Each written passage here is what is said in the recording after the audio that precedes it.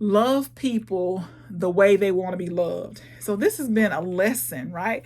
You think that people, all of us want to be loved the same way, and it's just not, it's not true. And so just pay attention to how your loved ones want to be loved. And what I'm always fascinated by is we often love people the way we want to be loved. But we got to figure out or ask them, how do you want to be loved? What does love look like for you? What do you want me to do to show you that I love you? And oftentimes asking that person, even if they don't know, they can figure it out based on their behavior. And then we can, if they're important to us, we need to pay attention.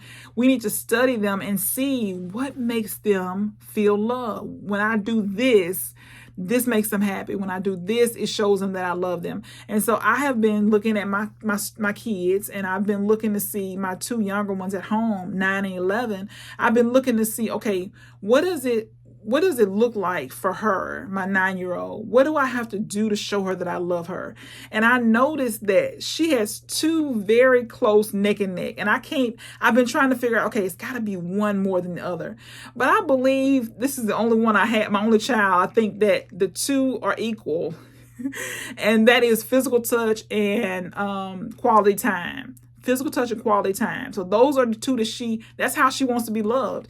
And it doesn't take a genius to figure it out. If you pay attention, you can see, how she wants to be loved. And so for your family members, pay attention. How do they want to be loved? Notice what they attract to. What do they want? How do they love you?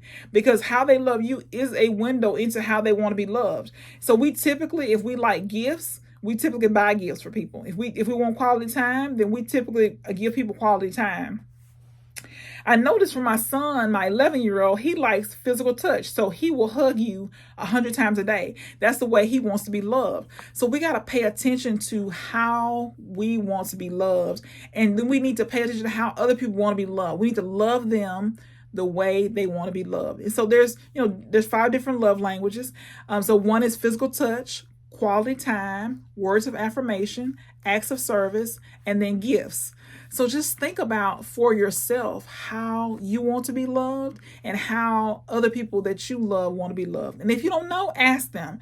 But if you just pay attention, there'll be some things that you'll see that say, oh, this is how they want to be loved. And so it's nothing worse than being loved in a way that you don't want to be loved. So pay attention, respect people for the way they want to be loved, and then love them in the way they want to be loved. That's all you got to do.